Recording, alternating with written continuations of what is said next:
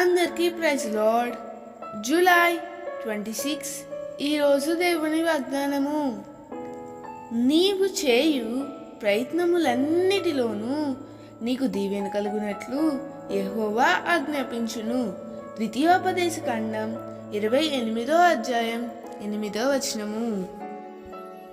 ఇప్పటి వరకు నీ స్వశక్తితో ఎన్నో ప్రయత్నాలు చేశావు కదూ. ఎందరి మీదో ఆధారపడి చివరికి ఏమీ సాధించలేకపోయావా?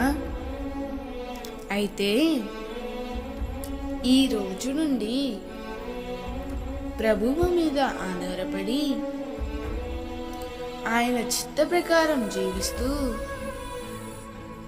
నీవు చేయవలసిన ప్రయత్నాన్ని కొనసాగించు. దేవుడు తప్పక దీవెనను అనుగ్రహిస్తాడు. గడిచిపోయిన దినాలలో నీవు ప్రయత్నించినవి పొందుకొనలేకపోయానే అని బాధపడుతూ కూర్చుండక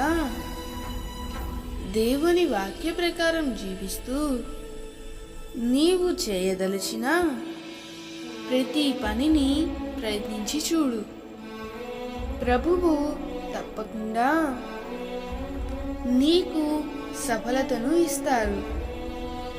నీవు చేయు ప్రతి ప్రయత్నంలో దేవుని దీవెనను అనుభవిస్తావు. దేవుడు ఈ వాగ్దానం నీ జీవితంలో నిశ్చయముగా నెరవేర్చునుగాక.